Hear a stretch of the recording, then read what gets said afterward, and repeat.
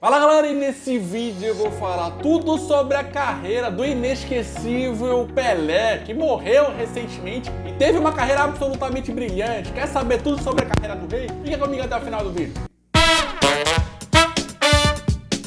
Galera, eu não sou um youtuber grande, eu quero muito chegar à marca de 200 inscritos. Cara, quer me ajudar a chegar a essa marca? Se inscreve aqui no canal, cara, curte esse vídeo nos comentários, diga o que você achou e bora pro vídeo. A carreira do Pelé foi absolutamente brilhante e o site Gol, com a ajuda do acervo do Santos, do Futidados e da Placar, publicou alguns dados impressionantes, simplesmente absurdos, sobre a carreira do maior atleta da história. Foram 37 títulos, 2 Libertadores, 2 Mundiais, 1 título pelo Cosmos, 6 Copas do Mundo, 77 gols com a camisa da seleção brasileira em partidas oficiais, 1.282 gols, e os brasileiros 10 paulistas. Eu disse 10 paulistas, cara, que absurdo. São dados impressionantes, mas mais do que os dados em si, que são muito relevantes, eu acho que tem muitas coisas legais para se falar da carreira do Pelé. Pelé talvez tenha sido o primeiro exemplo de perfeição técnica na história do futebol. O Pelé era um jogador extremamente habilidoso,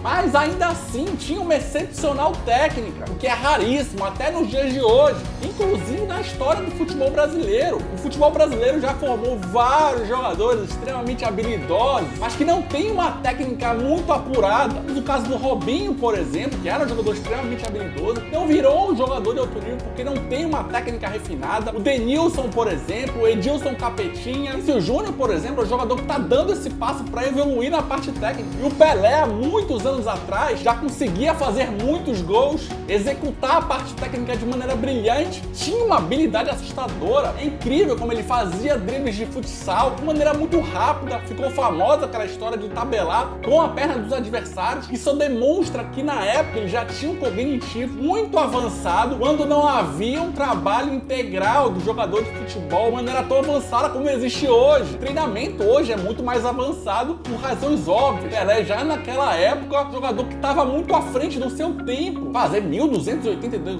gols é sacanagem. A habilidade e técnica muitas vezes não andam juntos e até hoje é muito difícil isso acontecer. Aquele cara simplesmente tinha isso no mais alto nível, impressionante. Além disso, o Pelé tinha muita força e muita determinação. Já li várias vezes o Tostão escrevendo que uma das diferenças entre ele e o Messi é quando o Pelé estava perdendo o jogo, ele simplesmente ficava possuído, fazia de tudo para virar o jogo e ele conseguia fazer. O Messi já alcançou esse estágio com o que ele fez agora na Copa do Mundo. O Tostão já escreveu muitas vezes que ele e o Pelé tinham uma comunicação absurda. Simplesmente no olhar, era a linguagem corporal do Pelé que dizia pro Tostão de maneira inconsciente o que ele ia fazer. Ele se preparava para jogadas impressionantes do Rei Pelé. Tostão também já escreveu algumas coisas que tinham uma coisa que o Messi faz, o Pelé não fazia. Dar esses passes em profundidade, da ponta pro meio, como o Messi faz, deixando seu companheiro na cara do gol. Isso de fato não era tanto a característica do Pelé, porque o Pelé vinha de trás tocando a bola, driblando. Não era de pifar tanto os jogadores com passes em profundidade. Pelé também mostrou um nível de maturidade impressionante e muito raro. Com 17 anos,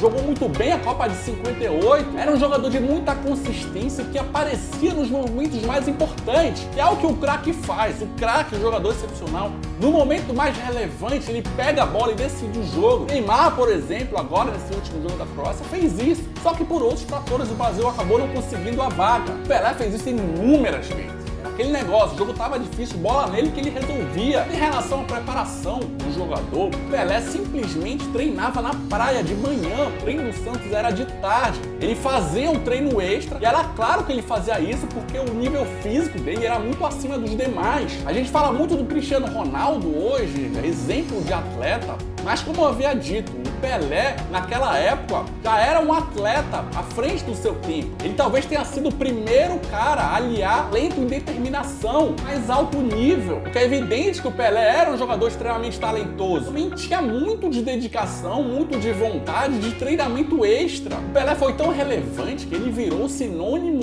de Brasil. No exterior é muito comum as reportagens, quando falam com pessoas que se referem ao Brasil, o Brasil é simplesmente sinônimo de Pelé, para vocês terem uma ideia da relevância do cara. Depois de tudo que o Pelé fez, ele simplesmente virou sinônimo de número 1 no futebol e esporte. Comparações com outros jogadores vieram ao longo dos anos, mas as pessoas que viram o Pelé Pelé, e não foi o meu caso, simplesmente refuto de maneira avassaladora. Até pessoas que eu admiro dificilmente falam que um jogador chegou perto do Pelé. E pelo que eu posso observar da história, dos números, do que tudo fala, de fato não teve ninguém que se aproximou do Pelé. Eu afirmo que o Messi foi esse jogador, não será mais jogador que o Pelé. Não digo que nunca mais veremos um jogador acima dele, porque o futuro não tem como prever. Agora, que o Pelé é o número 1 no futebol e é o atleta esportivo mais relevante da história, eu não tenho a menor dúvida de afirmar. Obrigado, rei. Galera, eu não sou um youtuber grande, eu quero muito chegar à marca de 200 inscritos, cara. Quer me ajudar a chegar nessa marca?